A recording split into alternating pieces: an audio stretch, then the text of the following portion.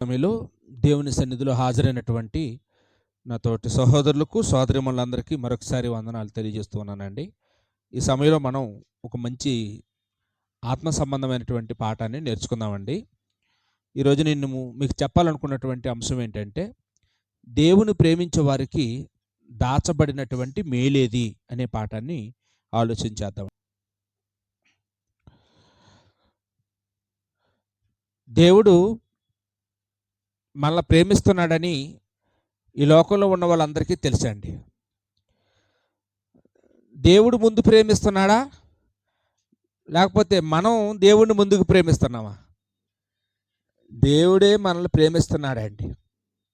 మనం ప్రేమించకముందే దేవుడు మనల్ని ప్రేమిస్తున్నాడు. మనం పాపులుగా ఉన్నప్పుడే, మనం భక్తిహీనులుగా ఉన్నప్పుడే, మనం శత్రులుగా ఉన్నప్పుడే దేవుడు మనల్ని ప్రేమిస్తున్నాడని బైబిల్ చెప్తుందండి. 1 యోహాను పత్రికలో 4:10 1 యోహాను 4:10 ఏమన్నాడండి? మనము దేవుని ప్రేమించితమని కాదు, తానే మనల్ని ప్రేమించి తన కుమారుడిని మనకి అనుగ్రహించాడు అని అక్కడ కూడా రాయబడిందండి. దేవుడు మనల్ని ఎంత ప్రేమిస్తున్నాడు అని మనం ఒకవేళ బైబిల్ని అడిగితే, యోహాను సువార్త 3:16 దేవుడు లోకమును ఎంతో ప్రేమిస్తున్నాడు అన్నాడండి. అంటే తాను మనుషుల్ని ఎంత ప్రేమిస్తున్నాడో, ఏం అనుగ్రహించెను అనేది ముందుగా మనం ఆలోచన చేస్తే, దేవుడు మన కోసం ఏం చేశాడమ్మా? ఏమేమి ఇచ్చాడు? సర్వ సృష్టిని చేశాడు కదండి. సర్వ సృష్టి అంటే ఏంటంటే ఉంటాయి ఇందులో. సృష్టిలో ఏమున్నాయమ్మా? పెద్ద ఆకాశం, పెద్ద భూమి, పెద్ద సూర్యుడు, పెద్ద చంద్రుడు, నవగ్రహాలు, జీవరాశులన్నీ, సకల జీవరాశులు, గాలి, నీరు, నిప్పు, మనం అనుభవిస్తున్నటువంటి, మనం ఆనందిస్తున్నటువంటి మన పిల్లలు అంటే గర్భఫలము ఆయన ఇచ్చిందే. మనం తినే ఆహారం ఆయన ఇచ్చిందేనండి. మనం ఉంటున్న ఇల్లు, మనం చేస్తున్న పని, మనం ఖర్చు పెడుతున్న డబ్బులు, మనం అనుభవిస్తున్నటువంటి ఆరోగ్యం, ఇవన్నీ ఎవరి అండి? ఇవన్నీ కూడా దేవుడిచ్చినవేనండి. ఇవన్నీ మనం అనుభవించడానికి కారణం దేవుడికి మన పట్ల ఉన్నటువంటి అమితమైన ప్రేమే కారణం అండి. ఆ ప్రేమే లేకపోతే దేవుడు మనకి ఇవన్నీ ఇచ్చేవాడు కాదు. ఇవన్నీ మనం అడిగితే ఇవ్వలేదు. ఇవన్నీ అడగకుండానే దేవుడు తాను ప్రేమిస్తున్నటువంటి పిల్లలకి ఇవన్నీ కావాలని దేవుడు ఇచ్చాడండి. ఏమండి? దేవుడు తప్ప ఈ లోకంలో ఎవ్వరూ మనల్ని ఇంత ప్రేమించలేరు. దేవుడు ఒక్కడే మనల్ని ఇంత ప్రేమించగలడండి. చూడండి, మంచి వాళ్ళ మీద, చెడ్డ వాళ్ళ మీద కూడా ఎండను కురిపిస్తున్నాడు, వర్షాన్ని కురిపిస్తున్నాడు. రాత్రి పగలు అందరికీ సమానం. అంటే దేవుడికి పక్షపాతం లేదండి. ఈ భూమి మీద ఉన్న 850 కోట్ల మంది జనాభాకి అందరికీ సమానంగా ఈ భౌతికమైనటువంటి ఆశీర్వాదాలన్నీ కూడా అందరికీ సమానంగా ఇచ్చినట్టుగా మనం చూస్తూ ఉన్నామండి. మనం అనుకుంటాం మా అమ్మ నన్ను ఎక్కువ ప్రేమిస్తుందని, మనం అనుకుంటాం మా నాన్న నన్ను ఎక్కువ ప్రేమిస్తున్నాడని, మా పిల్లలు నన్ను ఎక్కువ ప్రేమిస్తారని అనుకుంటామండి. మనం ఎవరిని నమ్ముకున్నా, మనల్ని ఎక్కువ ఎవరు ప్రేమిస్తున్నారు అనుకున్నా వాళ్ళందరూ మనల్ని మధ్యలో వదిలేసి వెళ్ళిపోతారు కదండి. చావు పేరుతో ఈ లోకాన్ని విడిచిపెట్టి మనల్ని వదిలి వాళ్ళు వెళ్ళిపోతున్నారు. కానీ దేవుడైతేనట ఆయన శాశ్వతమైన ప్రేమ గలవాడని, శాశ్వతమైన ప్రేమతో ఆయన మనల్ని ప్రేమిస్తున్నాడని ఇర్మియా గ్రంథం 31 అంటే శాశ్వతమైన ప్రేమతో. శాశ్వతమైన ప్రేమ అంటే ఆయన ప్రేమకు హద్దులు ఉండవు అని, ఇంతకాలమే ప్రేమిస్తాడని, ఇంత మాత్రమే ప్రేమిస్తాడని లేదండి. ఆయన శాశ్వత కాలం కూడా దేవుడు మనల్ని విడవకుండా ఆయన ప్రేమించగలవాడని బైబిల్ మనకి చెప్తా ఉందండి. అయితే ఈ లోకంలో ఉండే మనుషులందరూ కూడా దేవుని ప్రేమను పొందుతున్నారు భౌతికంగా.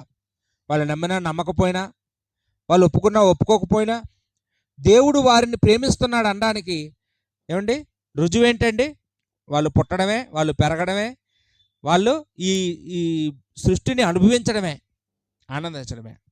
అయితే దేవుడు తాను ప్రేమించిన వారు తనను ప్రేమించాలని కోరుతూ ఉన్నాడండి. దేవుడు ప్రేమిస్తున్నాడు, ఇవన్నీ దేవుడు ఇస్తున్నాడు. అయితే దేవుడు ఏం కోరుకుంటున్నాడండి? తనను ప్రేమించాలి అని.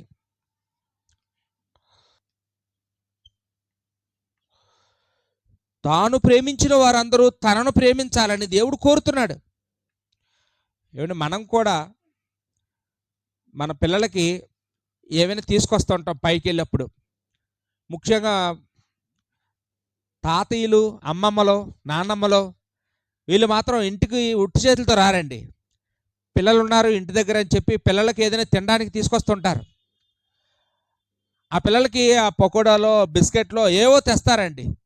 అవి వాళ్ళకి ఇచ్చిన తర్వాత వాళ్ళు తింటుంటే వాళ్ళ వైపు చూస్తుంటారండి. అప్పుడు ఆశగా అడుగుతారండి, తాతయ్య నాకు పెట్టవా అని అడుగుతారు. ఏంటంటే ఆయన తినాలనుకుంటే బయట బోళ్ళు కొనుక్కొని తినగలడు. కానీ ఎందుకు అడుగుతున్నాడు ఈ మనవణ్ణి, మనవరాళ్ళని? నా మీద ఏమాత్రం ప్రేమ ఉందో అని టెస్టింగ్ చేస్తుంటారనమాట. ఏమండి కొంతమంది పిల్లలు నేను పెట్టను అంటుంటారు. అప్పుడు వాళ్ళకి కొంచెం కోపం వస్తుంటుంది.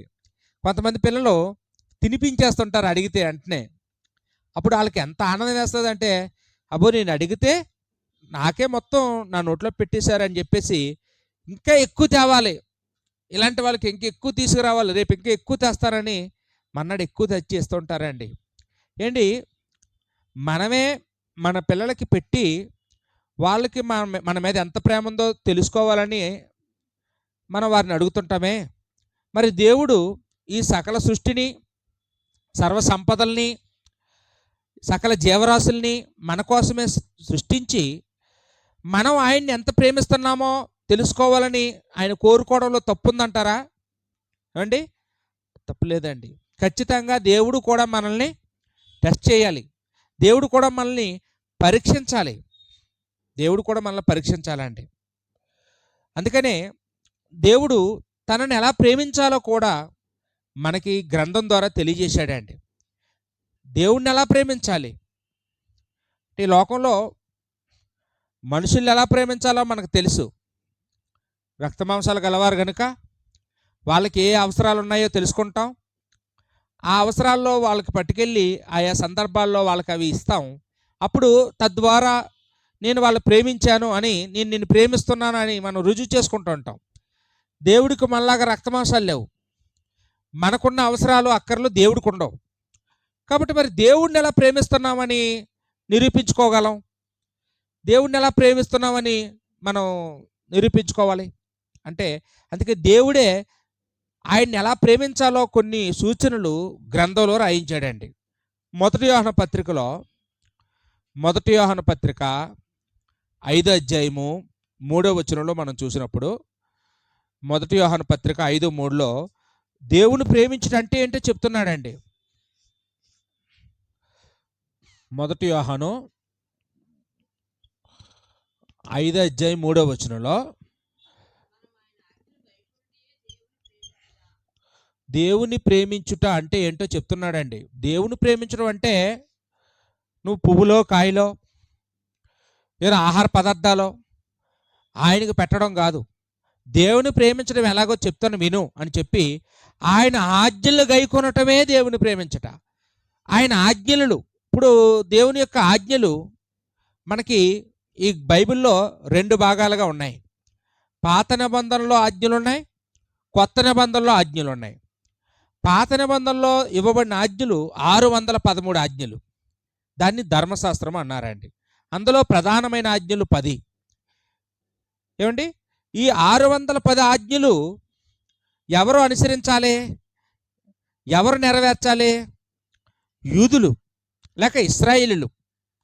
ఆ 12 గోత్రాలు మాత్రమే అవి పాటించాలండి. ఆ 12 గోత్రాలు ఆ ఆజ్ఞలు పాటిస్తే వాళ్ళు దేవుని ప్రేమించినట్లు లెక్క.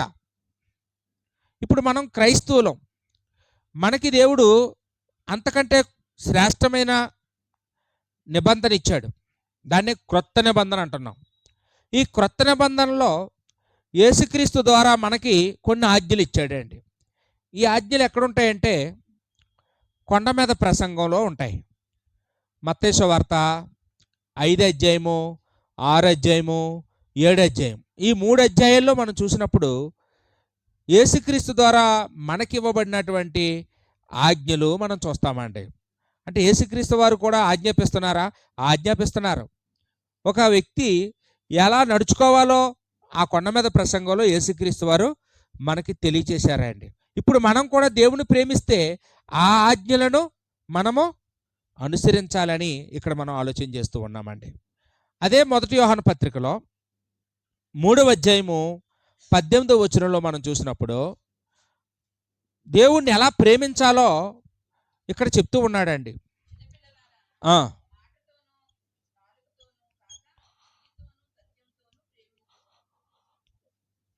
దేవుణ్ణి ఎలా ప్రేమించాలి అనేదాన్ని 1 యోహాను 3వ అధ్యాయము 18వ వచనంలో వివరిస్తూ ఉన్నాడండి.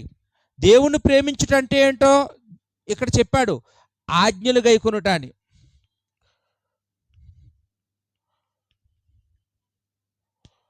ఏమండి, ఆజ్ఞలు గైకొనుట అంటే చాలామందికి ఏం గుర్తొస్తుందంటే పాత నిబంధనలో ఆజ్ఞలు కావాలనుకుంటారు. పాత నిబంధన ఆజ్ఞలు మనమైనను మన పితరులైన మోయలేని కాడి అన్నాడు. కాబట్టి పాత నిబంధనలో ఆజ్ఞలు ఒకవేళ ఈరోజు మనకిస్తే మనం ఎవరిని కూడా అవి అనుసరించలేమండి.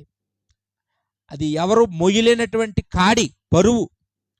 కానీ యేసుక్రీస్తు ద్వారా మనకివ్వబడినటువంటి ఆజ్ఞలు చాలా సులువైనవంట. నా కాడి చాలా సులువు, చాలా తేలిక అన్నాడు కదండి.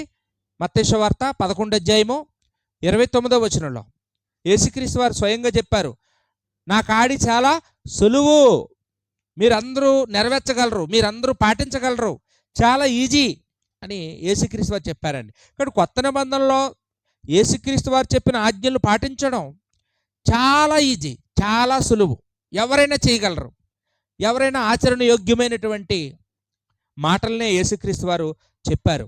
అయితే దేవుడిని ఎలా ప్రేమించాలో యోహాను గారు మనకి వివరిస్తూ ఉన్నాడండి. దేవుడిని ఎలా ప్రేమించాలి అంటే అక్కడ మొదలుపెట్టిన మాట చూస్తే చాలా ఆశ్చర్యం వేస్తుంది. ఏమన్నాడండి? చిన్నపిల్లలారా అన్నాడండి. 1 యోహాను 3:18లో చిన్నపిల్లలారా అన్నాడండి. ఏమండి, యోహాను సండే స్కూల్ పిల్లలకు రాస్తున్నాడా ఈ పత్రిక? కాదు, పెద్దోళ్ళకే. బైబిల్లో ఉన్న ఏ పత్రికలకు కూడా సండే స్కూల్ పిల్లలకి ఏ పత్రిక రాయబడలేదు. పత్రికలన్నీ బాప్తిసం పొందుకొని పెద్దవాళ్ళకే రాయబడ్డాయి, చిన్నపిల్లలకు కాదు. మరి ఇక్కడ చిన్నపిల్లలారా అంటున్నాడేంటి? ఓహో, యోహాను కంటే వాళ్ళు చిన్నపిల్లలేనా? అలాగని కూడా కాదు. ఇప్పుడు మన సంఘంలో కూడా నాకంటే పెద్దోళ్ళు చాలామంది ఉన్నారు. ఇప్పుడు ఈ మాట నాకు కాదనుకునేవారు మీరు. చిన్నపిల్లల కంటే మన జగదీష్కో, మన సుమంత్కో, మన బాబుకో అనుకోకండి. చిన్నపిల్లలు అంటే ఇక్కడ చెప్తున్నది ఏంటంటే వాళ్ళు ఆత్మీయంగా చిన్నపిల్లలు అని. ఏమండి, ఆత్మీయంగా చిన్నపిల్లలు. ఆత్మీయంగా పెరిగిన వాళ్ళకి, ఆత్మీయంగా పెరగని వారికి తేడా ఉంటుందండి. అందుకని వీళ్ళని బైబిల్లో చిన్నపిల్లలని, పసిపిల్లలని అలాంటి మాటలు వాడడం జరిగిందండి. అమ్మ, చిన్నపిల్లలకి పెద్దవాళ్ళకి వ్యత్యాసం ఉంటుందా? ఏమండి, చాలా వ్యత్యాసం ఉంటుంది. మీరందరూ పిల్లల గల తల్లులే. మా పురుషుల కంటే మీకు ఎక్కువగా అనుభవాలు ఉంటాయి పిల్లలతో. చిన్నప్పుడు మీ పిల్లలు చిన్న చిన్న అడుగులు వేసినప్పుడు, లేకపోతే కొంచెం కొంచెం అటు ఇటు పరిగెట్టే వయసులో మిమ్మల్ని ఏ పని చేసుకునేవారు. మీరు బట్టలు ఉతుకుదామని కూర్చుంటే వాళ్ళు కూడా వచ్చేసి ఆ బట్టలు ఉతికేస్తామంటుంటారు. ఎంత వద్దన్నా పోరు వచ్చి ఆ నెలలో వాళ్ళు కూడా చేతులు పెట్టేస్తుంటారండి. మీరు ఏదైనా కూరగాయలు కట్ చేద్దామని కూర్చుంటే అక్కడికి వచ్చే వాళ్ళు కూడా కట్ చేస్తామంటూ ఉంటారు. మీరు గిన్నెలు తోముదామని కూర్చుంటే అక్కడికి వచ్చి వాళ్ళు కూడా గిన్నెలు తోమేస్తామంటారండి. కొన్నిసార్లు వాళ్ళ అల్లరి భరించలేక సరే కదా నువ్వు తోమరాని ఇచ్చినావు అనుకోండి, ఏం చేస్తాడంటే సబ్బు అంతా నీళ్ళలో పడిసేసి ఆ బట్టలన్నీ ఆ మురుకులో ఎక్కడో పడిసేస్తారు, పాడు చేసేస్తారు. వాళ్ళు చేసినా కానీ మరలా మనం ఏం చేసుకోక తప్పదు, మనం మళ్ళా రెండోసారి ఆ ఇల్లంతా కడుక్కోక తప్పదు, ఇంకా డబల్ పని అయిపోద్ది. మరి చేస్తాం చేస్తాం చేస్తామని అల్లరి చేశారు, మాటలు చెప్తారు కానీ పనులు చేయలేరండి. చిన్నపిల్లలు గోల పెడతారు, నేను చేస్తాను నాకు ఇవ్వు అంటారు, కానీ వాళ్ళు చేయలేరు. కారణం ఏంటంటే వాళ్ళు చిన్నపిల్లలండి. అదే పెద్దవాళ్ళైన మీరైతే, అమ్మా నాకు ఆకలేస్తుందా అని అన్న తర్వాత ఎసరు పెడతారా అన్నం? ఏమండి, నా బిడ్డకు ఆకలేస్తుందని అడిగిన తర్వాత అన్నం వండుతారా? కాదు. వాడికి ఉదయాన్నే టిఫిన్ కావాలని, మధ్యాహ్నం లంచ్ కావాలని, రాత్రి వచ్చేటప్పటికల్లా డిన్నర్ కావాలని మీరు ముందుగా సిద్ధపరుస్తారు. అమ్మ నా యూనిఫామ్ ఏదని అడిగినప్పుడు ఉండరా బాబు మిషన్లు వేసాను అంటావా? ఏమంటే రేపు వాడు బుధవారం వైట్ బట్టలు వేసుకుంటాడు స్కూల్కి అని తెలుసు కాబట్టి ముందు రోజే ఉతికేసి ఇస్త్రీ చేసి మడత పెట్టి వాళ్ళు అడగగానే టక్కన ఇస్తారండి. అంటే మనం పెద్దవాళ్ళం కాబట్టి మన పిల్లలకి ఏ అవసరాలు ఉన్నాయో ముందుగా తెలుసుకుని వాళ్ళు మనం అడక్క మునిపే అవన్నీ సిద్ధం చేసి ఏమంటే వాళ్ళకి ఇస్తాం. ఎందుకంటే ఒకవేళ వాళ్ళు ఏ కారణం చేతైనా ఇవి ఆలస్యమైతే స్కూల్లో వాళ్ళని లోపలికి రానివ్వరు, వాళ్ళు ఎండలో నిలబెడతారు. కొన్ని స్కూల్లో మోకాళ్ళు వేస్తారు ఎండలో, కొన్ని స్కూల్లో గోడ కుర్చీ వేస్తారు, కొన్ని స్కూల్లో పనిష్మెంట్ కూడా ఫీజు వసూలు చేస్తారు. కాబట్టి నా పిల్లలు అందరిలో అవమానింపబడకూడదని తల్లి ఏం చేస్తుందండి, పెందుల కడనే లేచి ఆ బిడ్డకి ఏం అవసరాలు ఉన్నాయో అవన్నీ కూడా రెడీ చేసేసి ఏంటి అందరికంటే ముందుగా వెళ్ళమని పంపిస్తుందండి. చూసారండి చిన్నపిల్లలకి పెద్దవాళ్ళకి తేడా. చిన్నపిల్లలు నేను అది చేస్తాను నేను ఇది చేస్తాను అంటారు తప్ప ఏది చేయలేరు. పెద్దవాళ్ళు ఏమి చెప్పరు, సైలెంట్గా అన్నీ చేసుకెళ్ళిపోతుంటారండి, అడగకుండానే అన్నీ సిద్ధం చేస్తుంటారు. ఇప్పుడు మనం చిన్నపిల్లలమా పెద్దోళ్ళమా దేవుడు ప్రేమించే విషయంలో? ఏమండి, దేవుని ప్రేమించే విషయంలో మనం చిన్నపిల్లలం. ఎందువల్లంటే చూడండి, మనకు ఒకలా ఎవరైనా మైక్ ఇచ్చి అమ్మ పాట పాడమ్మా అని అంటే ఏమంటారండి, దంచేస్తారు పాటలు.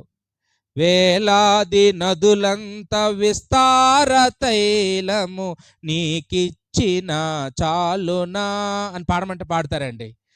అమ్మ ఏమొద్దమ్మా వేలాది నదులంత వద్దు, ఓ మీటింగ్ పెడతాం నీ వాటాకి ఓ 15 కేజీలు నూనె కూడా నూనె డబ్బా కొనివ్వమ్మ చాలు అన్నాం అనుకోండి, ఏమంటారండి 15 కేజీలే అయ్యి బాబా నేను ఇవ్వలేను బాబా అంటారండి. మరి పాట పాడు వేలాది నదులంత ఇస్తానండి అంటే మాటలు పాటలు చెప్పమంటే బోల్డ్ మాట్లాడుతాం, బోల్డ్ చెప్తాం. క్రియల దగ్గరికి వచ్చేటప్పటికి ఏమైపోతుందండి, అని నా వల్ల కాదండి అలా ఆవిడని ఇమ్మానండి నేను ఇస్తానని ఏదో వంక పెట్టుకొని మనం అక్కడి నుంచి జారుకోవడానికి ప్రయత్నం చేస్తుంటాం. వీళ్ళు మంచోళ్ళు కాదు, వీళ్ళు నన్ను ఏదో అడుగుతున్నారు, ఈ చర్చి మానేసి ఇంకో చర్చికి వెళ్ళిపోతాను అనుకుంటుంటామండి. కారణం ఏంటంటే మనం మాటల వరకే మనం పరిమితిగా ఉన్నామండి, చేతల దగ్గరికి రాలేదు. అందుకే యోహాను ఏమన్నాడు 3:18లో, చిన్నపిల్లలారా మాటతోనూ నాలుకతోనూ కాక క్రియతోనూ సత్యముతోనూ ప్రేమించండి, క్రియలు చేయండి అంటే పనులు చేయండి, పనులు చేయండి. సంఘంలో పనులున్నాయి, సంఘంలో 7 పనులున్నాయి. ఏమంటే రోమపత్రిక 12 అధ్యాయంలో 6వ వచనం నుంచి చూస్తే ఇక్కడ సంఘానికి 7 పనులు ఉన్నాయని పౌలు గారు మనకి తెలియచేశారండి. ఆ పనులు ఈ భూమి మీద ఎంతమంది అయితే బాప్తిసం పొందుకున్నారో వాళ్ళందరూ కూడా చేయవలసిన వారుగా ఉన్నారని ఇక్కడ చెప్తూ ఉన్నాడండి. ఏంటంటే ఆ పనులు, మొదటి ప్రవచన వరము అన్నాడండి, అంటే సువార్త ప్రకటించండి అని చెప్తున్నాడు. పరిచర్య అంటే ఈ వంటలు వండడం ఏంటమ్మా, తొడవడం, కడగడం, వడ్డించడం, ఈ మోసుకెళ్ళడం, మోసుకురావడం, ఇవన్నీ బరువులు, ఇవన్నీ కష్టపడి పనిచేయడాన్ని పరిచర్య అన్నాడు. బోధించువాడు అదొక పని. ఏమండి, అంటే రక్షణ పొందిన వాళ్ళకి వాక్యం చెప్పడం ఇప్పుడు నేను చేస్తున్నాను, బోధించుట. హెచ్చరించువాడు, హెచ్చరించడం అంటే ఎవరైనా చర్చికి ఆలస్యంగా వచ్చినా, ఎవరైనా చర్చికి ఒక వారం మానేసినా, ఎవరైనా ఆరాధనలో మాట్లాడుతున్నా, ఏమండి ఎవరైనా ఒకవేళ సరిగా క్రమశిక్షణగా లేకపోతే వారిని హెచ్చరించాలి. ఆ పని ఎవరు చేయాలండి, ఎవరో ఒకరు చెయ్యాలి, మీలో ఒకరు. ఆ పని చేసే వాళ్ళు ఎలాగ ఉండాలండి, ఆళ్ళలో ఆ లోపం లేకుండా కాపాడుకోవాలి. ఇప్పుడు నేను ఇవాళ మిమ్మల్ని గద్దించేసి రేపు నేనే ఆలస్యంగా వచ్చాననుకోండి, నాకు అర్హత లేదు, చెప్పే అర్హత లేదు. కాబట్టి నేను హెచ్చరిస్తాను సంఘంలో ఉన్నవాళ్ళని అని, అదొక పనేనండి. తర్వాత ఏమన్నాడండి? పంచిపెట్టువాడు అన్నాడు. పంచిపెట్టడం అంటే ఏంటో తెలుసా అండి?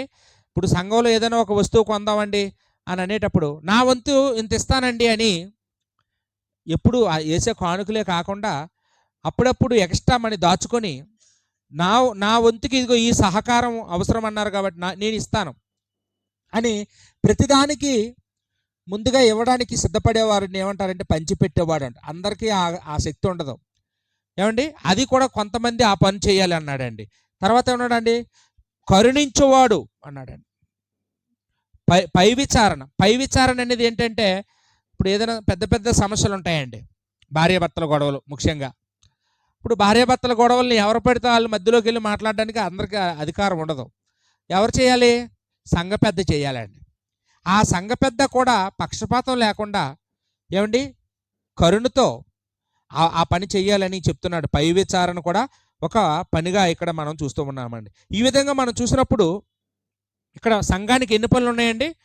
7 పనులను మనం చూస్తూ ఉన్నామండి. ఈ 7 పనుల్లో 7 పనులు ఒకే రోజు చేసేయగలమా? చేయలేం. ఇవి ప్రారంభంలో ఒకటైనా చెయ్యాలి. మనం చచ్చిపోయే లోపల 7 పనులు చేసే స్థాయికి మనం చేరుకోవాలండి. అప్పుడే మనం సంపూర్ణమైనటువంటి పరిపూర్ణమైనటువంటి క్రైస్తవులం. అదేంటి నిజమైన క్రైస్తవ్యం అంటే అది. ఆ స్థాయికి మనందరం చేరుకోవాలి. అప్పటి వరకు మనం ఎవరమండి? ఈ స్థాయికి చేరుకునే వరకు మనం ఎవరమా? చిన్నపిల్లలమే. ఇంకా చిన్నపిల్లలమే. వయసు పెరిగింది కానీ ఏం పెరగలేదండి మనకి. ఇంకా ఆ స్థాయి మనస్తత్వం రాలేదు. అందుకనే హెబ్రీ గ్రంథకర్త అంటాడు, మీరు కాలాన్ని బట్టి చూస్తే బాధకులైపోవాలి, కానీ మీకు ఇంకా పాలు తాగే పసిపిల్లలాగే ఉన్నారు అన్నాడండి. అంటే వాళ్ళు బాప్తిసం పొంది సంవత్సరాలు లెక్క పెడితే వాళ్ళు ఈ పాటికి బాధకులు సంఘ పెద్దలు అయిపోవాలి. కానీ వాళ్ళంట ఇంకా మొదటి మూల పాఠాల దగ్గర ఉన్నారు. ఇంకా ఆరాధనకు ఆలస్యంగా రాకూడదనేది అర్థం అవ్వలేదు. బుధవారం బైబిల్ క్లాస్ మానకూడదనేది అర్థం అవ్వలేదు. ఆ స్థాయిలో ఉండిపోయిన వాళ్ళం. ఇప్పుడు మనం ఎవరమండి? మనం ఆ బాపతే కదండి. మనం ఆరాధనకు మానేస్తూ ఉంటాం, ఆలస్యంగా వస్తూ ఉంటాం, బైబిల్ క్లాస్కి రాము, గృహ కూడికలకు రాము. అంటే మనం ఎవరమండి? ఆత్మీయంగా పెరిగినోళ్ళమా? చిన్నపిల్లలమా? చిన్నపిల్లలమేనండి. చిన్నపిల్లలమే. అందుకే ఈ పాఠం మనకేనండి, మనకే. మనందరివి కూడా ఏమండి దేవుని యొక్క ప్రేమను పొందుకున్న ఈ లోకంలో ఉండే మనుషుల్లాగా ఉండిపోయాం, కానీ దేవుణ్ణి ప్రేమించడం ఎలాగో తెలుసుకోలేకపోతున్నాం. దేవుణ్ణి ప్రేమించాలంటే ఆయనకి ఏయో పువ్వులో కాయలో పట్టుకెళ్తే కాదు. దేవుణ్ణి ప్రేమించాలంటే ఆయన గ్రంథంలో రాయబడినటువంటి ఆయన ఆజ్ఞలను నెరవేర్చడమే దేవుణ్ణి ప్రేమించడం. ఆయన ఆజ్ఞలు చాలా సులువైనవన్నీ నేర్చుకున్నామండి. అలాగే ఆయన్ని ప్రేమించడం అంటే ఓన్లీ మాటలు చెప్పడం కాదు. మాటలతో మనుషులు బోల్తా కొట్టించగలం, దేవుణ్ణి కొట్టించలేమండి. మనుషుల ముందు మాటలు పొగడతలు పొగిడేసి వాళ్ళు పొంగబెట్టగలం, దేవుణ్ణి మనం అలా మోసం చేయలేం. ఖచ్చితంగా దేవుడు మన హృదయ అంతరంగాలను చూసేవాడు. కాబట్టి దేవుణ్ణి మనం ఎవరిని కూడా ఆయన్ని మోసం చేయలేమండి. కాబట్టి దేవుణ్ణి ఖచ్చితంగా మనము ప్రేమించాలంటే మాటలతో కాకుండా క్రియలతో, సత్యముతో అన్నాడు. అంటే వాక్యముతో, ఏమండి వాక్యానుసారంగా మనము దేవుణ్ణి ప్రేమించాలని ఇక్కడ చెప్తూ ఉన్నాడండి. హెబ్రీ పత్రిక 6:10 మనం చూసినప్పుడు ఇక్కడ పౌలుగా లేకపోతే హెబ్రీ గ్రంథకర్త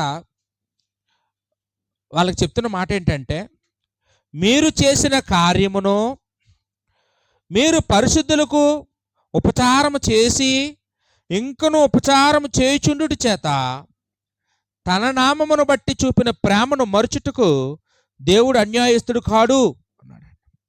మీరు చేసిన కార్యమును అంటే ఈ హెబ్రీ భాష మాట్లాడే క్రైస్తవులకి ఈ పత్రిక రాయబడింది.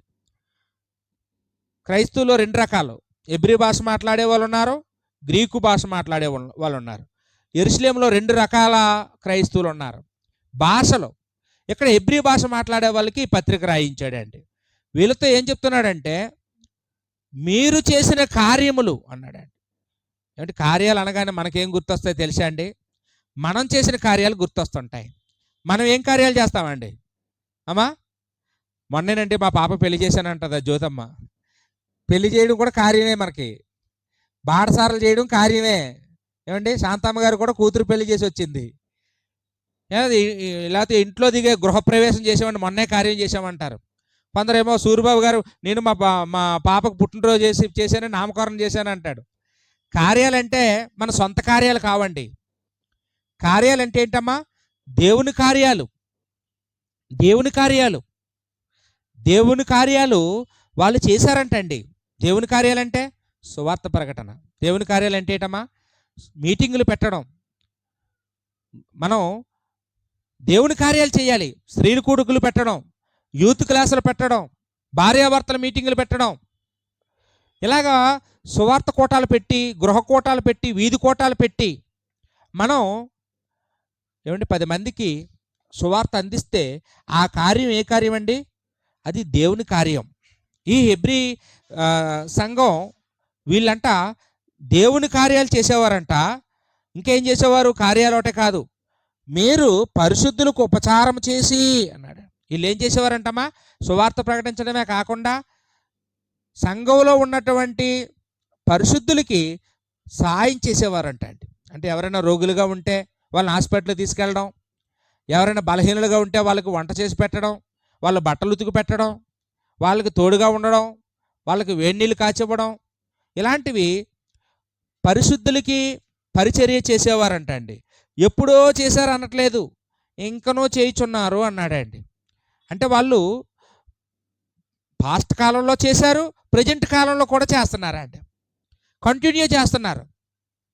ఏమండి, అంతకుముందు చేశారు, ఇప్పుడు చేస్తున్నారు, రేపు కూడా చేయబోతున్నారు. దాన్నే చెప్పాడండి, మీరు పరిశుద్ధులకు ఉపచారం చేసి ఇంకనూ ఉపచారం చేయుచుండుట చేత తన నామమును బట్టి చూపిన ప్రేమను మరుచుటకు దేవుడు అన్యాయస్తుడు కాడు. ఏమంటే ఇక్కడ దేవుణ్ణి ప్రేమించడం అంటే ఇక్కడ మనం ఏం నేర్చుకున్నామండి? పరిశుద్ధులకు సహాయం చేయడం, దేవుని ప్రేమించడం. దేవుని ప్రేమించడం అంటే దేవుడి కార్యాలు చేయడం. దేవుడి కార్యాలు చేయడం అంటే పరిశుద్ధులకి పరిచర్య చేయడం కూడా దేవుని ప్రేమించే కార్యమేనండి. ఇలాగా మనందరమీ కూడా ఏం చేయాలమ్మా? దేవుని యొక్క కార్యాలు చేయవలసిన వారంగా ఉన్నాము అని. స్వయంగా యేసుక్రీస్తు వారు శిష్యులతో మాట్లాడుతూ మార్కు సువార్త 9:41 మార్కు సువార్త 9:41 మీరు క్రీస్తు వారని నా పేరట మీకు గిన్నెడు నీళ్లు త్రాగనిచ్చువాడు తనకు రావలసిన ఫలము పోగొట్టుకొనడని మీతో నిశ్చయంగా చెప్పుచున్నాను అన్నాడు. ఏమండి, శిష్యులకి ఏం చెప్తున్నాడు? మీకు సీక్రెట్ చెప్తాను, జాగ్రత్త వినండి అని చెప్తున్నాడు. మీకు ఎవరైనా గిన్నెడు చల్లీళ్ళు ఇస్తే పరలోకంలో వాళ్ళు ఫలం పోగొట్టుకోరు, ఖచ్చితంగా వాళ్ళు ఫలం పొందుకుంటారు అన్నాడండి. అంటే దేవుడి పిల్లలకి గిన్నెడు నీళ్ళు ఇచ్చినా పరలోకంలో దేవుడు గుర్తుంచుకుంటాడా అంటే గుర్తుంచుకుంటాడండి. నీళ్ళు కాకుండా ఒకళ్ళు డ్రింక్ ఇచ్చామనుకోండి, ఏమండి, కూల్ డ్రింక్ ఇస్తే గుర్తుంచుకోడా అండి? డ్రింక్ ఏం సరిపోద్దని అన్నం పెట్టామనుకోండి, దేవుడు గుర్తుంచుకుంటాడా? భోజనం పెట్టిన వారిని, ఆకలి తీర్చిన వారిని. బట్టలు ఇస్తే ఏమండి, దేవుడి పిల్లలకి మనం ఒకవేళ ఏది చేసినా దేవుడు దానికి తగ్గ ప్రతిఫలం పరలోకంలో ఖచ్చితంగా ఇస్తానని వాగ్దానం చేశాడండి. ఎందుకంటే అది ఎవరికి ప్రేమించినట్టండి? దేవుడిని ప్రేమించినట్టే. దేవుడికి డైరెక్ట్గా మనం ఇచ్చేద్దాం అనుకుంటాం, దేవుడు మన ఇంటికి రాడండి. సహోదరుడు మన ఇంటికి వస్తే దేవుడు వచ్చినట్టే. నా పేరట ఎవరు వస్తారో వాళ్ళకి మీరు చేస్తే నాకు చేసినట్టే అన్నాడు కదండి. మత్తయి సువార్త 25 గొర్రెలు మేకల ఉపమానంలో చెప్పారు కదా. నువ్వెప్పుడు వచ్చావు ప్రభా మా ఇంటికి అంటే, ఇదిగో ఈ మిక్కిలి సహోదరుల్లో ఒకరికి చేస్తే నాకు చేసినట్టే అన్నాడండి. కాబట్టి డైరెక్ట్గా మనం దేవుడికి చేయలేం. దేవుడికి రక్తమాంసాలు లేవు కాబట్టి ఆయన అవే తినడం, అవేం వేసుకోడు, అవేం తాగడు.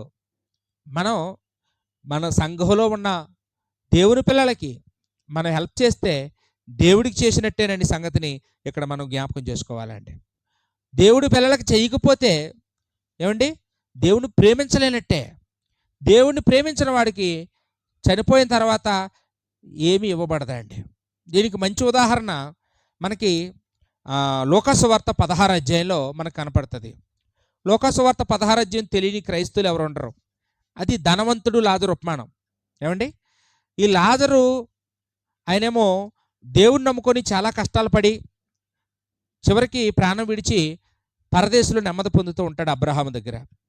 ధనవంతుడు మాత్రం దేవుణ్ణి నిర్లక్ష్యం చేసి, దేవునికి ఆజ్ఞలు అనుసరించకుండా, దేవుని పిల్లల్ని ఎవరిని ప్రేమించకుండా, దేవుని ప్రేమను కూడా గుర్తించకుండా ఆయన బ్రతికి చనిపోతాడండి. ఆయన మాత్రం వేదనకరమైన స్థలంలో అగ్నిలో కాలిపోతూ ఏమండి విపరీతమైన దాహానికి గురైపోయి అబ్రహామును చూసి, తండ్రి అయిన అబ్రహామా అని కేకవేసి, నీ దగ్గరున్న లాజరు ఆ నీళ్ళలో వేలు ముంచి ఒక్క డ్రాపు నా నాలుక మీద వేయవనమా అని అన్నాడండి. 24వ వచనంలో, 16 అధ్యాయం 24వ వచనంలో. ఏమండి, అబ్రహాము అది కుదరదు బాబు అన్నాడండి. ఏంటండి అసలు ఏమండి పెద్ద కోరిక అండి? ఒక బిందెడి నీళ్ళు అడిగాడా? పోనీ ఒక గిన్నెడి నీళ్ళు అడిగాడా? ఏమాత్రం అడిగాడండి? ఒక్క చుక్క అడిగాడండి. ఒక్క చుక్క అడగడం ఏంటండి? అక్కడ అంతకంటే ఎక్కువ అడిగితే ఇచ్చే అవకాశాలు లేవని ఆయనకి అర్థమైపోయింది. మీరు చూడండి, మంచి ఎండాకాలంలో కొలాయిలు అయ్యి రాలేనప్పుడు, బోర్లో నీళ్ళన్నీ ఇంకిపోయినప్పుడు పక్కోళ్ళ దగ్గరికి వెళ్ళి, అమ్మ ఒక బిందె నీళ్ళు ఇవ్వంటే ఇస్తారేమో, మాకు 10 బిందెలు నీళ్ళు ఇవ్వండి అప్పు అంటే ఇస్తారా? ఎందుకంటే అక్కడ నీళ్లు లేవని, కరువుగా ఉందని తెలుసు కాబట్టి అక్కడ కొంచెం అడిగితేనే ఇస్తారు, ఎక్కువ అడిగితే లేవమ్మా అని చెప్పేస్తారండి. ఇక్కడ పరిస్థితి అలాంటిదే. నాలాంటోడికి ఎక్కువ అడిగితే ఎవరైనా ఆయనకు అర్థమైపోయింది. అర్థమైపోయి ఒక్క చుక్క ఏళ్ళు ముంచి ఒక్క డ్రాపు నా నాలుక మీద వేయమని అడిగాడండి. అది కూడా కుదరదన్నాడండి. అమ్మ ఎందుకు కుదరదన్నాడు? అబ్రహాం ఎందుకు కుదరదన్నాడు? ఈ భూమి మీద, కనీసం భూమి మీద దేవుని పిల్లలకి ఒక గిన్నెడు చల్లీళ్ళు ఇచ్చుంటే అక్కడ ఏమంటే బిందె నీళ్ళు ఇచ్చేవాడు దేవుడు అడగగానే. పరలోకం ఇవ్వకపోయినా కనీసం నీళ్ళేని ఇచ్చేవాడు. కానీ ఆయనకి ఒక్క చుక్క కూడా ఇవ్వలేదంటే ఈ భూమి మీద ఆయన ఎలా బ్రతుకుంటాడండి? భూమి మీద బ్రతికినంత కాలం తన సుఖం, తన స్వార్థం, తన అవసరాలు, తన ఆనందం, తన సంతోషం, అందుకే బ్రతికాడు తప్ప ఆయన జీవితంలో దేవుడు లేడు, ఆయన జీవితంలో సహోదరు ప్రేమ లేదు, దేవుని ప్రేమ లేదు. మనం చూసినప్పుడు అదే లూకాసు వార్త 16 అధ్యాయం 19వ వచనంలో ఆయన గురించి ఒక మాట రాయబడిందండి. ధనవంతుడట ప్రతిదినము బహుగా సుఖపడేవాడు అని. ప్రతిదినం అంటే వారానికి 7 రోజులు. యూదుల్లో ప్రతి 7 రోజులకి 7వ రోజున విశ్రాంతి దినం. యూదులందరూ ఏం చేస్తారు? విశ్రాంతి దినాన్ని దేవాలయానికి వెళ్ళి లేదా సమాజ మందిరానికి వెళ్ళి దేవుణ్ణి ఆరాధించుకోవనే దినం అండి. కానీ ఈయన్ని కూడా, ఈయన భార్య ఒకవేళ విశ్వాసం అయితే రమ్మంటదా వద్దంటదా? రమ్మంటది. పిల్లల విశ్వాసాలు అయితే వాళ్ళు రమ్మంటారా వద్దంటారా? రమ్మంటారు. కానీ ఈయనేమంటాడు? నాకు వేరే కార్యాలు ఉన్నాయి, ఇవాళ నాకు చాలా పనులు ఉన్నాయి, నాకు బిజీగా ఉందో మీరు అలానే అంటాడండి. అంటే ఈయన ఎప్పుడు కూడా దేవుణ్ణి ఆరాధించుకోవడానికి కూడా టైం కేటాయించి ఉండడు. ఏంటి ఈరోజు మన వరకు వస్తే మనం కూడా అప్పుడప్పుడు ఆదివారం ఆరాధన మానేసి మనం కూడా చాలా కార్యాలకు వెళ్తుంటాం. ఏమండి, ఇవాళ పెళ్ళి ఉందండి, ఇవాళ మెచ్యూర్ ఫంక్షన్ ఉందండి, ఇవాళ మా చుట్టాలు ఇంట్లో దిగుతున్నారు, ఏమండి మా బంధువులు పిలిచారు, మా చుట్టాలకు అనారోగ్యంగా ఉంది, హాస్పిటల్లో ఉన్నారు, చూడడానికి వెళ్తున్నాం, మేము ఒకరు చనిపోయారు, దేవుడికి తెలియదు ఏంటి అనుకుని వెళ్ళిపోతుంటారండి చాలామంది. ఈయనలాగే ఈయనకి ప్రతిరోజు దేవుడిస్తే ఆ వారం రోజులు అనుభవించి ఒక్కరోజు దేవుడి సన్నిధికి వెళ్ళేవాడు కాదు. ఆయన స్వార్థం కోసమే గడిపాడు ఈ భూమి మీద అతను బ్రతికిన దినమంతా. దేవుణ్ణి ప్రేమించడానికి, సహోదరులు ప్రేమించడానికి ఆయన ఎక్కడా కూడా టైం కేటాయించలేకపోయాడండి. కాబట్టి దేవుడు కూడా ఆయనకి అక్కడ అడిగినవేవి ఇవ్వలేదు. ఏమండి, కాబట్టి మనం ఈ భూమి మీద దేవుని ప్రేమించాలి. దేవుని ప్రేమించాలంటే ఆయన ఆజ్ఞలు గైకొనాలి. దేవుని ప్రేమించడం ఎలాగంటే మాటలు చెప్పడం కాదు, దేవుని ప్రేమించడం అంటే క్రియలతో మనం చెయ్యాలనే సంగతిని ఇక్కడ ఆలోచన చేస్తూ ఉన్నామండి. యేసుక్రీస్తు వారు తన శిష్యులందరినీ పిలిచి ఆ శిష్యుల్లో ముఖ్యుడైనటువంటి, అగ్రగణ్యుడైనటువంటి పేతురుని నిలబెట్టి పేతురుతో మాట్లాడాడండి. యోహాను సువార్త 21వ అధ్యాయం 15వ వచనంలో ఏమన్నారంటే, పేతురు వీళ్ళందరికంటే నువ్వు ఎక్కువ నన్ను ప్రేమిస్తున్నావా అని అడిగాడండి. ఇప్పుడు పేతురు నేను ప్రేమిస్తున్నానండి అన్నాడండి. మరలా యేసుక్రీస్తు వారు వీళ్ళందరికంటే నువ్వు నన్ను ఎక్కువ ప్రేమిస్తున్నావా అని అడిగాడు ఆయన. మళ్ళీ అదే ప్రశ్న వేస్తారేంటి అని చెప్పి, ప్రేమిస్తున్నానో లేదో మీకే తెలుసండి అన్నాడు. మరలా యేసుక్రీస్తు వారు వీళ్ళందరికంటే నువ్వు నన్ను ఎక్కువ ప్రేమిస్తున్నావా లేదా అని అడిగాడు. నేను ప్రశ్న మారటం లేదు, అదే ప్రశ్న. ఈసారి పేతురికి వ్యసనం పుట్టేసింది, యేసుప్రభు మీద చిరాకు వచ్చేసింది, కోపం కొద్ది ముక్కోపిల్లండి పేతురు దుడుకు. ఆయన ఏం చేశాడండి, సమస్త ఎరిగిన వాడు నువ్వు, నీకు తెలియదేంటి నేను ప్రేమిస్తున్నా లేదా అన్నాడండి. నేను నాలాగానే ఉంటాడు. ఎందుకండి అన్నిసార్లు అడుగుతున్నాడు? ఒకసారి అడిగితే పేతురికి వినబడదా ఏంటి? ఏమండి? కానీ యేసుక్రీస్తు వారు అడిగే దాంట్లో ఆంతర్యం ఉంటుంది. దేవుని ప్రేమించడం అంటే, లేదా యేసుక్రీస్తుని ప్రేమించడం అంటే అంత సులువు కాదండి, అంత తేలిక కాదు, మనం మాటలు చెప్పినంత ఈజీ కాదు. యేసుక్రీస్తుని ప్రేమించడం చాలా కష్టం. దాని కొరకు చాలా శ్రమ పడాల్సి వస్తుంది, చాలా కోల్పోవలసి వస్తుంది, చాలా నష్టపోవలసి వస్తుంది, చాలా నిందలు పడాల్సి వస్తుంది, చాలా అవమానాలు ఏమండి అనుభవించవలసి వస్తుంది, చాలా దెబ్బలు కాయవలసి వస్తుంది, ఒకవేళ చావవలసి వస్తుంది, ప్రాణాలు పెట్టవలసి వస్తుంది. కాబట్టి బాగా ఆలోచించి చెప్పు అన్నట్టుగా ఉందండి. మళ్ళీ మళ్ళీ అడుగుతున్నాడంటే అర్థం ఏంటి? ఇంకోసారి ఆలోచించుకో, ఇంకోసారి ఆలోచించుకో అన్నట్టు ఉంది. కానీ మనం కూడా బాప్తిస్మం పొందినప్పుడు మన సేవకులు మనల్ని అడుగుతుంటారు, అమ్మా యేసుక్రీస్తుని సొంత రక్షకుడిగా అంగీకరిస్తున్నావా అని అంటే అవునండి అనేస్తుంటాం. సింపుల్గా ఆలోచించుకొని చెప్తామా? అమ్మ యేసుక్రీస్తుని నువ్వు ప్రతి ఆదివారం చర్చికి వెళ్తావా అంటే అవునండి వెళ్తానండి, ఒక వారం అనండి అంటాం. అక్కడ ఉద్రేకంగా ఏం చెప్పాలో తెలియక ఊపేస్తుంటాం తలకాయ. మనల్ని 3 సార్లు అడగరు, మరి పేతురుని 3 సార్లు అడిగారు. ఏమండి? ఎందుకంటే అది అంత సులువైన పని కాదు సుమా, ఒకసారి జ్ఞాపకం తెచ్చుకో అని కొంచెం గట్టిగా నొక్కి అడుగుతున్నాడు యేసుక్రీస్తు వారండి. ఈ పేతురు నిజంగానే యేసుక్రీస్తుని ప్రేమించిన వాడుగా నిరూపించుకున్నాడు. మొదట్లో కొంచెం తడబడ్డాడు, యేసుక్రీస్తుని ఎరగనన్నాడు, 3 సార్లు బొంకాడు.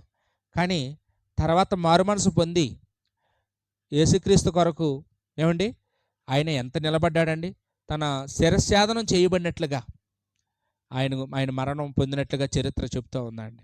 ఎంతగానో శ్రమపడ్డాడు, ఎన్నో దెబ్బలు తిన్నాడండి. ఆయన ఒక్కడే కాదు, అపోస్తలులందరూ కూడా, ఒక యోధ తప్ప తక్కిన వాళ్ళందరూ కూడా అలాగే హింసలు శ్రమలు అనుభవించారు.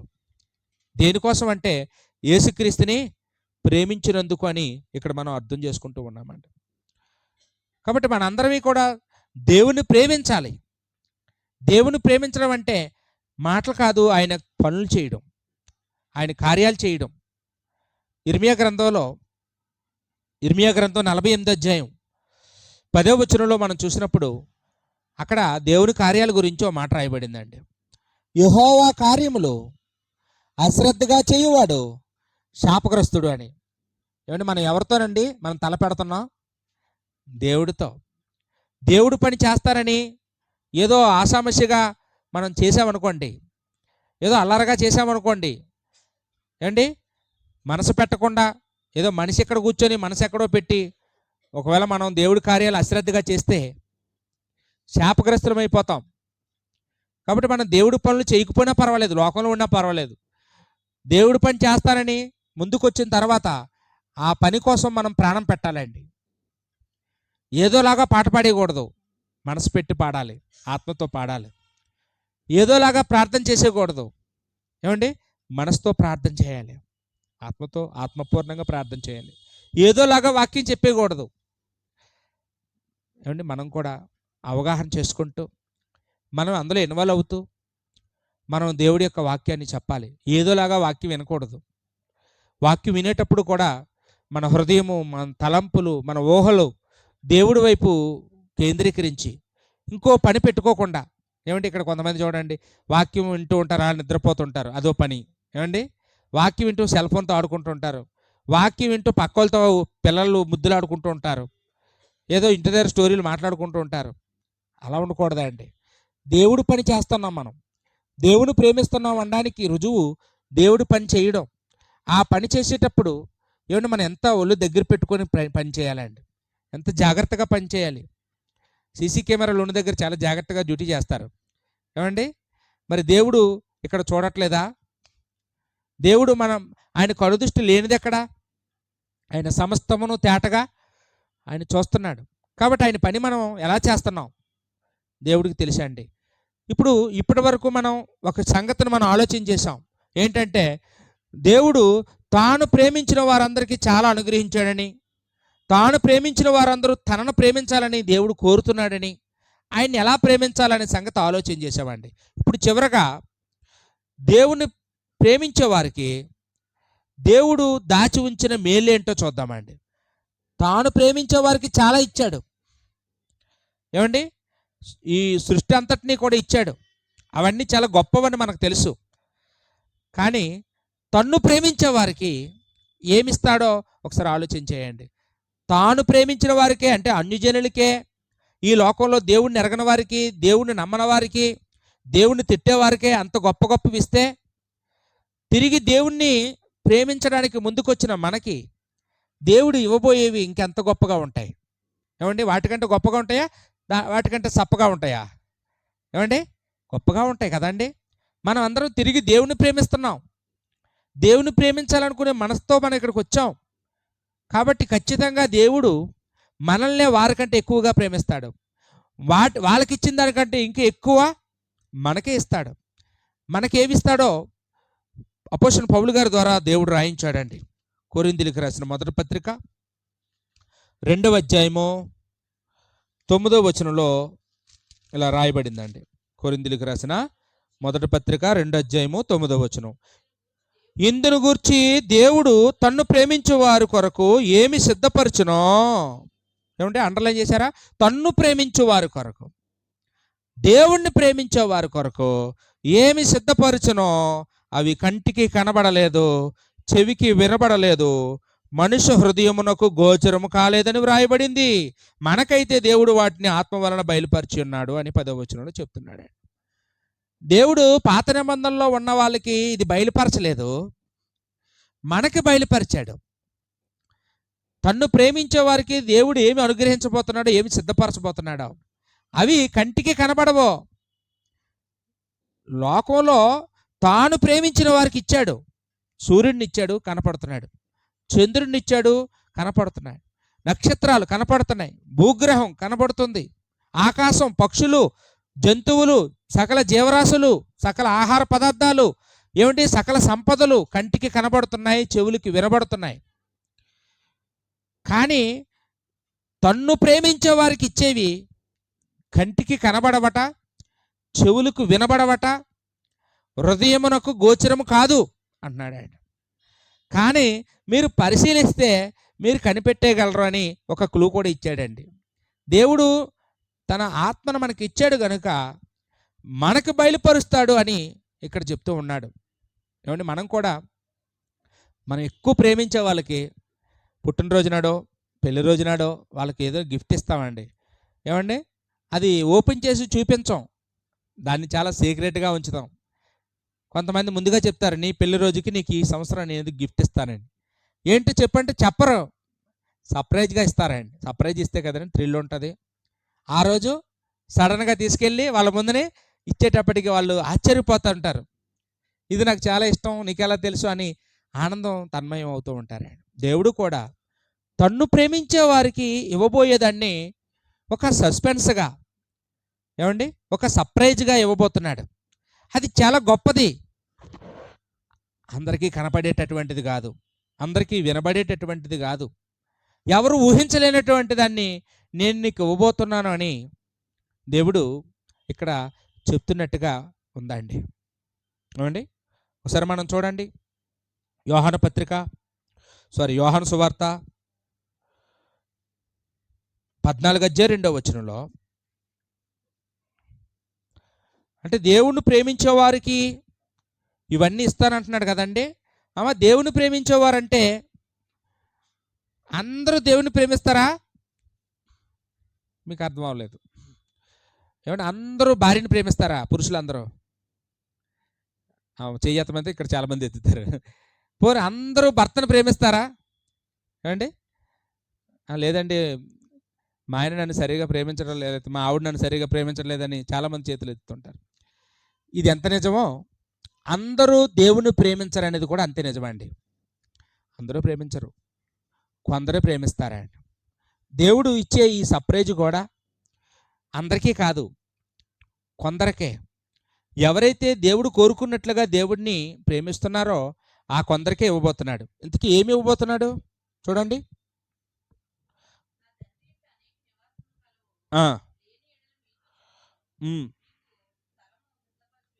ఇక్కడ సిద్ధపరిచేది ఏంటండి? ఇంతకీ యేసుక్రీస్తు వారు దేవుణ్ణి ప్రేమించిన వారికి ఒక సిద్ధపరుస్తున్నాడట. అది కంటికి కనపడదు. ఏంటి అదంటే స్థలం అంటండి. ఎక్కడా? పరలోకంలో. పరలోకంలో స్థలం సిద్ధపరచ ఆయన వెళ్తున్నాడు. మనందరికీ స్థలాలు సిద్ధపరచడానికి అక్కడ యేసుక్రీస్తు వారు పనిచేస్తున్నారని ఇక్కడ చెప్తూ ఉన్నారండి. ఎంతసేపు చెప్పింది స్థలం కోసమా, అంతేనా అనుకోకండి. ఏమంటే దీనికోసం ఎంతసేపు సాగతీ చెప్పారు అని.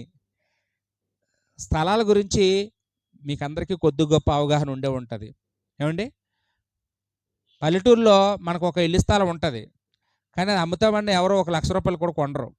ఏమండి, మన చోడవరంలోనే అనుకోండి, ఒక 50 లక్షలు ఇస్తాం వదిలి బాబు అంటారండి.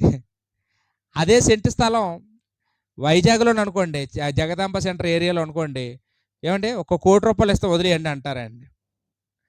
ఇక్కడ కాకుండా హైదరాబాద్ జూబ్లీ హిల్స్లో అయితే సినిమా యాక్టర్లు ఉంటారు, వాళ్ళ దగ్గర కానీ అదే సెంటు స్థలం ఉందనుకోండి, ఏమంటారండి, $100 కోట్లు ఇస్తాను వదిలేయండి అంటారండి. అక్కడ కాదండి, అమెరికాలోనైతే, అమెరికాలో ఒక సెంటు స్థలం కావాలంటే ఒక 10,000 కోట్లు ఇస్తాను వదిలేయండి అంటారండి. ఎందుకంటే ప్రాంతాన్ని బట్టి, అక్కడున్న వసతులు బట్టి, ఏమంటే అక్కడ స్థలాలు ధరలు ఉంటాయి. ఇప్పుడు మన ఊర్లోనే అనుకోండి, మనకి రాత్రి 10 దాటితే ఏం దొరకవు. వైజాగ్లో అనుకోండి 24 hours అన్నీ దొరుకుతాయి. అక్కడ విమానం ఎక్కేవచ్చు, రెడీగా ఉంటుంది, ఎయిర్పోర్ట్ ఉంటుంది, రైల్వే స్టేషన్ ఉంటుంది. ఏమండి, అక్కడ ఏది దొరకదు చెప్పండి? టౌన్లో ఏది దొరకదు, అన్నీ దొరుకుతాయండి. అమెరికాలో ఎందుకు అంత రేటు? మన ఇండియాలోనైతే మనం గ్యాస్ బండ్లు అవి మోసుకొని ఇంటికి రావాలి. అక్కడ అలా కాదండి, గ్యాస్కి ఒక ట్యాప్ ఉంటుంది, ట్యాప్ ఇప్పుకొని గ్యాస్ వాడుకోవడమే, బిల్లు కట్టుకోవడమే, అంతే. పాలు కావాలంటే పాలు ప్యాకెట్ కొట్టు మీదకి వెళ్ళక్కర్లేదు, పాలు కూడా పైపులో వచ్చేస్తాయి. ఎన్ని లీటర్ కాలితే అన్ని లీటర్లు వాడుకోవచ్చు, ఒకసారి బిల్లు వస్తుంది నెలకి. పెరుగు కాలితే పెరుగు పైపుల్లో వచ్చేస్తుంది. ఏ టు జెడ్ అన్నీ రెడీగా ఉంటాయండి, రెడీమేడ్గా ఉంటాయి. వాళ్ళు ఎక్కడికి మనలాగా సంచులు పెట్టుకొని ఊరంటే తిరగరు, అంత ఖాళీ ఉండదు వాళ్ళకి.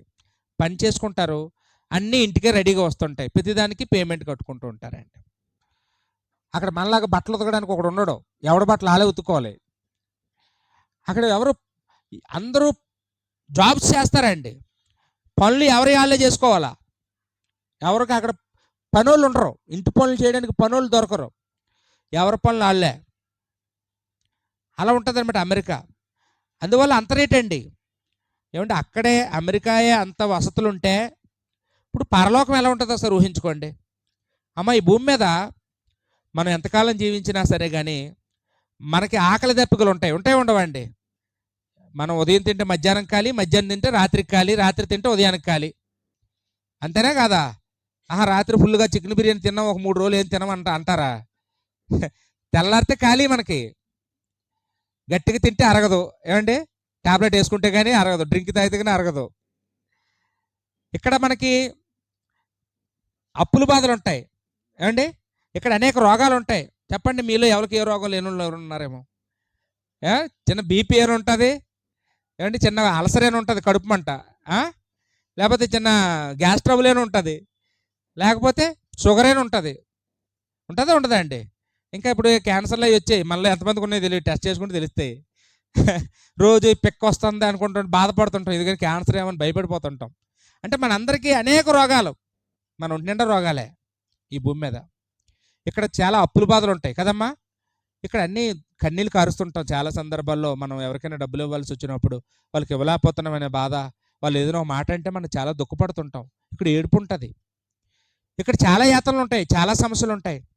ఇక్కడ నిద్ర కావాలి, రెస్ట్ కావాలి, అన్నీ కావాలండి. ఇక్కడ వన్ టైం మనం చనిపోయి పరలోకానికి వెళ్ళిపోయామనుకోండి, యేసుక్రీస్తు వారు మనకిచ్చే ఇంటి దగ్గరికి మనం వెళ్ళిపోతే ఆ ఇంటికి ఈ ఇంటికి తేడా ఏంటంటే అక్కడ ఏం అవసరం లేదండి. అక్కడ ఇక్కడలాగా ఆకలి దప్పికలు ఉండవు. తిండి కోసం పని చేయవలసిన పని లేదండి. ఏమండి ఈ ఆకలి కూడా ఒక జబ్బే. ఆకలికి ముందేంటండి? ఆహారమే. ఆహారం పడేస్తే కానీ ఊరుకోదు ఇంకా కడుపులో ఆ నొప్పి. కాబట్టి ఇలాంటి జబ్బులు అక్కడ ఏముండవు. అక్కడ ఆకలి దప్పికలు ఉండవు. అక్కడ నిద్రపోవలసిన అవసరం లేదు. ఏమంటే అక్కడ అవమానాలు ఉండవు. అక్కడ నిందలేసే వాళ్ళు ఉండరు. అక్కడ తిట్టేవాళ్ళు ఉండరు. అక్కడ కొట్టేవాళ్ళు ఉండరు. అక్కడ ఏడుపు ఉండదు. అక్కడ దుఃఖం ఉండదు.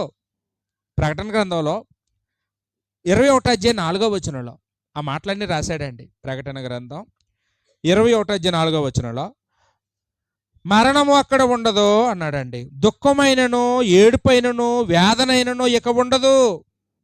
ఎక్కడ ఉండదు? పరలోకంలో ఉండదు. ఇక్కడ అన్నీ రెడీగా ఉంటాయి. బయటికి వెళ్ళామంటే ఇంటికి వచ్చే ఉంటామో పోతామో తెలీదు.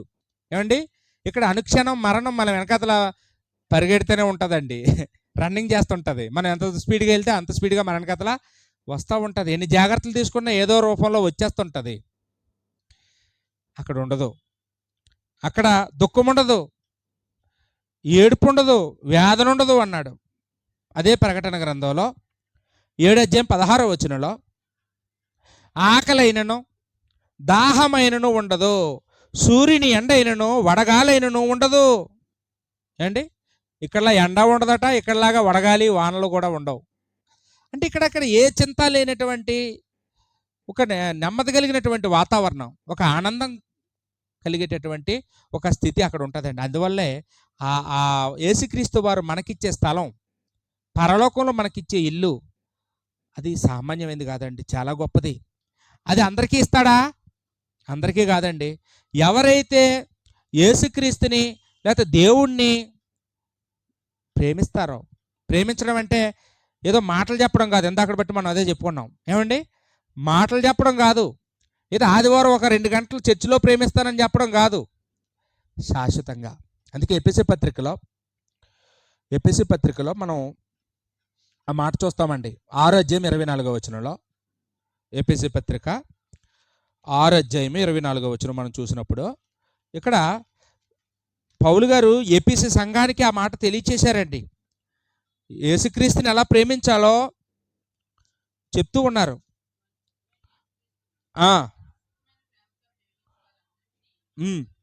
అంటే ఇందాక ఇర్మియా 31:3 ఏం చూసుకున్నాం? దేవుడు శాశ్వతమైన ప్రేమతో మనల్ని ప్రేమిస్తున్నాడండి. పౌలు గారు ఏం చెప్తున్నారు? మనం కూడా శాశ్వతమైన ప్రేమతో యేసుక్రీస్తుని ప్రేమించాలి. వాళ్ళకే కృప, వాళ్ళకే ఆ ఆశీర్వాదం, వాళ్ళకే ఆ స్థలం. అంటే ఎవరికి పడితే వాళ్ళకి అనుకుంటున్నారా? బాప్తిసం పొందిన వాళ్ళు అందరికి అనుకుంటున్నారా? ఆదివారం చర్చికొచ్చిన వాళ్ళు అందరికి అనుకుంటున్నారా? అసలే కాదు. ఎవరైతే దేవుణ్ణి మాటలతో కాకుండా క్రియలతో ప్రేమిస్తారు. ఏమండి మనం చూస్తే ఆదిమ క్రైస్తవులట ఈ సంగతులు అర్థమయిన తర్వాత వాళ్ళు ఏం చేశారండి? వాళ్ళకున్న స్థిరాస్తులు అమ్మేసి అపోస్తుల పాదాల దగ్గర పెట్టి మీరు సువార్త ప్రకటించండి అని వాళ్ళకి ఇచ్చారంట అండి. ఆ రోజు వాళ్ళు అలా త్యాగాలు చేయబట్టి అపోస్తులు సువార్త ప్రకటించగలిగారు. ఈరోజు ఆ సువార్త మందాకా వచ్చిందండి. లేకపోతే అక్కడతోనే ఆ 12 మందితోనే ఆగిపోను కదండి. ఈరోజు మనం ఏదో రక్షణ పొందాం కాబట్టి మనం పరలోకం వెళ్ళిపోతాం అనుకోకూడదు. మనం కూడా మనకున్నటువంటి శక్తిని, మనకున్నటువంటి ధనాన్ని దేవుడి కొరకు వినియోగించి, మన సామర్థ్యాన్ని దేవుడికి వినియోగించి, దేవుడు మనకిచ్చిన తలాంతులను దేవుడికి వినియోగించి మనం కూడా మన చుట్టూ ఉన్న వారికి సువార్త ప్రకటించాలి. అపోస్తలుడైన పౌలు గారు అయితే ఆ సువార్త ప్రకటించడానికి ఎన్ని కష్టాలు అనుభవించాడో ఆ 2 కొరింథీ పత్రిక 11 అధ్యాయం 23 నుంచి చెప్పి ఏమంటే గొప్ప లిస్ట్ చెప్పాడండి. ఆయన పొందిన కష్టాలు, ప్రభువు కొరకు ఆయన పొందిన శ్రమలు. ఇంకా చాలా తక్కువే చెప్తున్నాను, ఇంకా చాలా ఉన్నాయి అన్నాడు. ఏమండి అందులో ఒకటైనా మనం చేసామా? ఒక్క కష్టమైనా మనం అనుభవించామా? ఒకసారి ఆలోచన చేయండి. దేవుని ప్రేమించడం అంటే అదండి. దేవుని ప్రేమించడం అంటే అది. మనం కాసేపు ఎండెక్కితే అబ్బా రేకులు ఏడెక్కి ఏంటి ఉండలేకపోతున్నాం, అబ్బా బాబోయ్ అనుకుంటుంటాం మనం, ఏసీ ఉంటే బాగుండని. ఇది కాదు దేవుని ప్రేమించడం. ఏమండి ఆ రోజు అపోస్తలులు పడిన కష్టం దగ్గర పోల్చుకుంటే మన కష్టమే పాటిది. ఏమంటే మనం చేసిన పని ఆపాటిది. ఒకసారి ఆలోచన చేయండి. మనం ఏమి ఇవ్వగలుగుతున్నాం దేవుడికి? మనం ఏం చేయగలుగుతున్నాం? నా వంతు నేను ఏం చేస్తున్నాను? ఒకవేళ దేవుడు చనిపోయిన తర్వాత మనల్ని అడిగితే మనం ఏం చెప్తాం? ఒకసారి ఆలోచించుకోండి. అపొస్తలులు 12 మందిలో ఇస్కరియోతు యోధా ఉన్నాడు. ఆయన కూడా మొదట్లో మనలాగే, అచ్చం మనలాగే, ఆయన కూడా యేసుక్రీస్తు శిష్యుడిగా రెడీ అయిపోయాడు. దేవుని ప్రేమిస్తానన్నాడు, సువార్త ప్రకటిస్తానన్నాడు. చివరిలో ఏమైపోయాడండి? అచ్చం మనలాగే తప్పిపోయాడు. అపొస్తలుల కార్యములు 1వ అధ్యాయంలో 25వ వచనంలో ఆయన గురించి రాయబడిందండి. అపొస్తలుల కార్యములు 1వ అధ్యాయం 25వ వచనంలో, తన చోటికి పోవుటకు యోధా తప్పిపోయి పోగొట్టుకున్న ఈ పరిచర్యలోను అన్నాడండి. తన చోటికి అంటే యోధా కూడా ఏ చోటికి వెళ్ళవలసినోడు? యేసుక్రీస్తు వారు సిద్ధపరిచినటువంటి ఆ ఇంటిలోకి వెళ్ళవలసిన వాడు. అవునా కదండి? మీ కొరకు స్థలం సిద్ధపరిచి వెళ్తున్నాను అన్నాడు కదండి. అంటే ఇస్కరియోతు యోధాకి కూడా ఒక స్థలం ఉందా? అక్కడ ఉంది, కానీ ఆ ఇల్లు ఖాళీగానే ఉంది. ఈయన మాత్రం ఇంకొక రూట్కి వెళ్ళిపోయాడు. ఇప్పుడు ఆ లెక్కన మనం ఇక్కడ ఎంతమంది బాప్తిసం పొందుతున్నామో అంతమందికి కూడా పరలోకంలో ఇల్లులు రెడీగా ఉంటాయి. కానీ ఆ ఇంటికి వెళ్ళడానికి మనమే తప్పిపోతుంటాం. ఇంకో రూట్లో వెళ్ళిపోయి నరకానికి వెళ్ళిపోతుంటాం అండి. ఇప్పుడు ఆ ఇల్లులన్నీ ఖాళీగా ఉన్నాయండి. ఏం చేద్దామండి? ఆ ఇల్లులు ఏం చేస్తాడు దేవుడు? అలా ఖాళీగా ఉంచుతాడు అనుకుంటున్నారా? దేవుడి దగ్గర స్వభావం ఉందండి. ఎవరైతే ఆయన పని ఎక్కువ చేస్తారో వాళ్ళకి ఏమండి ఫలించలేని వాళ్ళు ఇచ్చేస్తుంటాడు. తలాంతుల ఉపమానంలో మనకు అర్థమవుతుందండి. 2 తలాంతులు పనిచేసిన వాడికి ఏమో బలా నమ్మకమైన దోస్తురా, మీకు ఇంకో 2 ఇస్తాను అన్నాడండి. నేనేమో నా 5 చేశానంటే 5 ఉన్నోడికి 10 ఇచ్చాడండి. అంటే ఈ భూమి మీద ఎవరైతే దేవుడి పని బాగా చేస్తారో, దేవుడి కార్యాలు అశ్రద్ధ లేకుండా చేస్తారో, అలాంటి వాళ్ళకి పరలోకంలో దేవుడు ఆ ఖాళీగా ఉన్న యోధా ఇల్లుని కూడా మనకే ఇచ్చేస్తాడు. అక్కడ ఇంకా చాలామంది ఉంటారులేండి. ఆ ఖాళీగా ఉన్న ఇల్లులన్నీ ఎవరికండి? ఎవరు ఎక్కువ పని చేస్తే వాళ్ళకి. అపొస్తలుడు పౌలు గారు ఓ మాట చెప్పారండి. 2 తిమోతి పత్రిక 4వ అధ్యాయము 6వ వచనంలో పౌలు గారికి దేవుడు తెలియజేసిన దాన్ని మనకు చెప్తున్నాడు. 8వ వచనం అండి. 8వ వచనంలో చూద్దామండి. ఇక మీదట నా కొరకు నీతి కిరీటం ఉంచబడి ఉన్నది.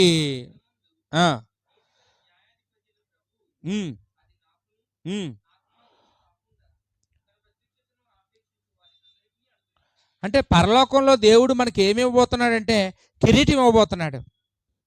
నీతి కిరీటము, మహిమ కిరీటము, జీవ కిరీటము. ఏమండి? కిరీటం అంటే అర్థం ఏంటో తెలుసా? అధికారం. కిరీటం అంటే ఏంటమ్మా? అధికారం. అంటే చూడండి, పోలీసుల్లో కానిస్టేబుల్కి ఒకలాంటి టోపీ ఉంటుంది, ఎస్ఐ గారికి ఇంకోటి ఉంటుంది, డిఎస్పీకి ఒకలాంటిది ఉంటుంది. అంటే వాళ్ళ అధికారాన్ని బట్టి వాళ్ళ టోపీలు చాలా ఖరీదుగా ఉంటాయి, చాలా గొప్పగా ఉంటాయి.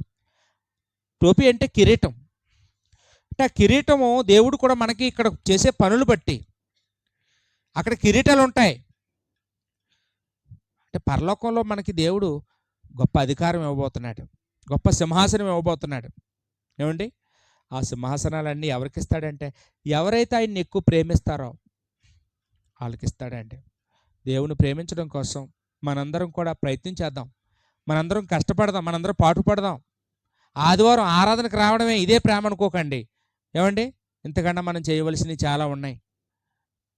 మనం చాలా దేవుడికి రుణపడి ఉన్నాం. మనందరం దేవుడికి ప్రతిఫలం చెల్లించవలసిన వాళ్ళం, దేవుడి కొరకు బాగా కష్టపడవలసిన వాళ్ళం. ఏమండి? మనందరం ఐక్యతగా ఉంటేనే చేయగలం, ఒకరికొకరు సహకరించుకుంటే చేయగలం, ఒకరినొకరు ప్రోత్సహించుకుంటేనే చేయగలమండి. అలా చేయడానికి మనందరం ప్రయత్నించేద్దాం. ఓపికగా వాక్యమని మీ అందరికీ నా వందనాలు చెల్లించుకుంటూ ముగిస్తున్నానండి. అందరికీ వందనాలు.